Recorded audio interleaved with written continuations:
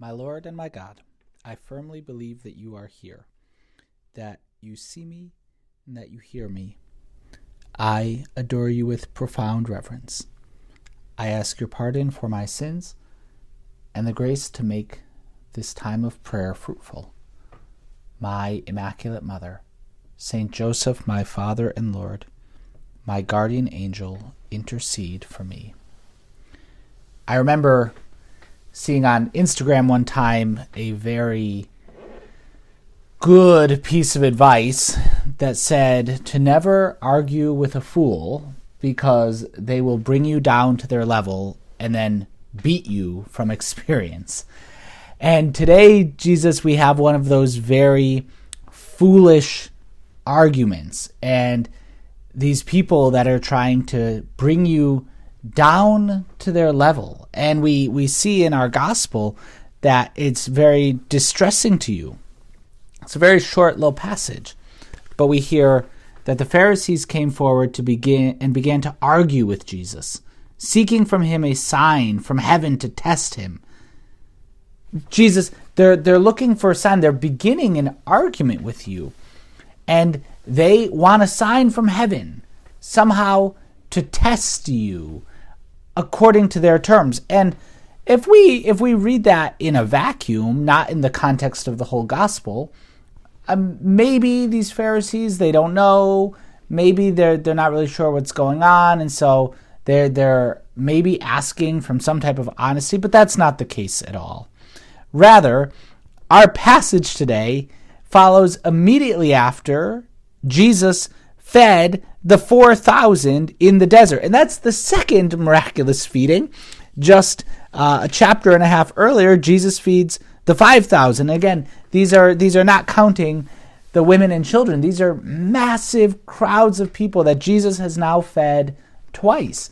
And sandwiched in between those, we hear how in Gennesaret, he heals so many people, and that even these massive crowds, and if they only touch the fringe of his garment, these people are healed. And we're getting all of these stories of what you, Jesus, are doing, and it's pretty incredible to think whether you fed some people twice, right? Whether some people came back for seconds, if you will, that you fed 5,000 plus, and then you fed 4,000 plus, and maybe some of those were the same people. If not, then we're talking 20 to 30,000 people in two different instances. And in the midst of that, the Pharisees are demanding a sign. They say, well, show us something to prove that you're God. I don't know. Did you notice the gigantic crowds of people that were fed with basically nothing? Or the fact that so many of these sick people just happened to be cured? But show us a sign. And maybe in our own lives, in our own life apostolate, we have similar circumstances where there are people in our lives that we want to introduce to Jesus, but they are demanding some kind of proof. They're demanding some kind of sign, that they have arguments.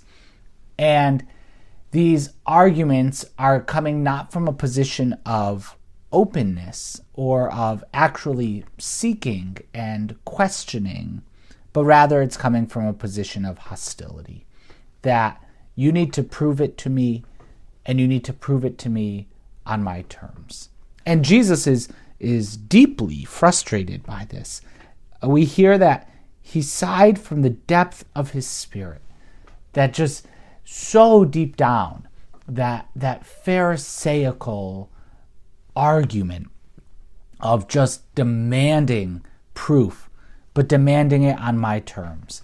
And no matter how much proof you give them, they're not going to be satisfied because they're demanding it on their terms. In fact, there's even later in the gospel the story of the rich man and Lazarus, and where the rich man, when he dies, he wants someone to go back and warn his brothers about the torment. And if Lazarus, who's also died, goes back to them, he says, if someone should rise from the dead, they would listen then. And Abraham in the parable, and Jesus telling the parable, says, no, if they won't listen to Moses and the prophets, neither will they be convinced, even if someone should rise from the dead. That even if someone comes back from the dead and tells them, they won't listen if they're not willing to listen to what's in front of them, Moses and the prophets.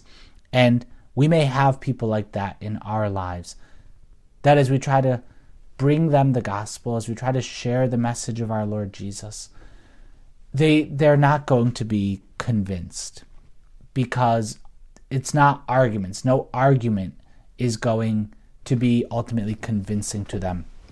A number of years ago, I was working with someone who was looking to maybe become Catholic. And so we were having a number of conversations and talking about the teachings of the church. And this person belonged to a different Christian denomination. And I remember leaving one of our meetings very saddened, because the tone of the meeting was not a openness to what the church taught, but the tone of the meeting really became a, you need to prove this to me on my terms. Show me in the Bible where we talk about purgatory. Show me in the Bible where these things have to be true of Our Lady, the Blessed Virgin Mary. Prove it to me, and prove it to me on my terms. And a temptation can be to engage in that argument, to go down that road, to try to offer proofs and to do it on someone else's term. But ultimately, the only right solution is the solution of faith, is a solution of trust. That no amount of arguments is going to convince somebody that only wants to argue on their terms. Rather, Jesus, we need to introduce you and invite people to trust you, to just trust you, to meet you and to love you and to trust you. And that for our own life, and that for those with whom we work in any form of apostolate, needs to be the step. That we can't just argue things on our terms, and we can't engage in arguments when someone else sets the terms. Jesus, you are the only term. It's our love for you and our relationship with you. And you reveal yourself, and you do it in a way that we can understand, but entirely on your own terms. And so it's about growing in love. It's about growing in trust with you, Jesus. And in the midst of this, it's okay to ask questions. Questions are not necessarily arguments. The apostles around our Lord, they're always asking questions, and they just don't get it. The difference is that the apostles are asking questions actually interested in how Jesus answers. They're asking Jesus to teach them.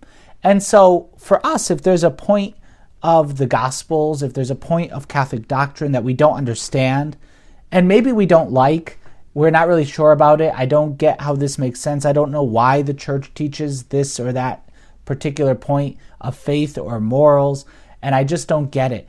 It's okay to ask questions. It's okay to be confused and to want to seek clarity. And then even when we ask those questions, to press even further that I'm still not understanding. The difference is, are we asking with an open heart? Are we asking from a position of real trust? Think about the way that maybe a 7 or an 8-year-old may ask their parent, oh, mom or dad, why does this happen? Or what's this? And listening with a total loving trust. First, maybe sometimes in a moment of rebellion, a teenager may just want to argue and may just want to be looking for some kind of a verbal confrontation and be distrustful. Well, we want to be loving children when we come to our Lord. We want to really approach with an attitude of faith and of trust, and not that arguing spirit that the Pharisees had. Our Lady was a master of this. At the Annunciation, she asked questions. How can this be, since I know not man? Right? How can this be? What the angel said, with a loving trust. Show me, teach me, and I'm in. I'm 100% in. And so Mary, help us to ask questions when we need to, but to do it in a spirit of trust and openness on Jesus' terms and not arguing. I thank you, my God, for the good resolutions, affections, and inspirations which you have communicated to me in this meditation. Ask your help in putting them into effect. My Immaculate Mother, Saint Joseph, my Father and Lord, my guardian angel, intercede for me.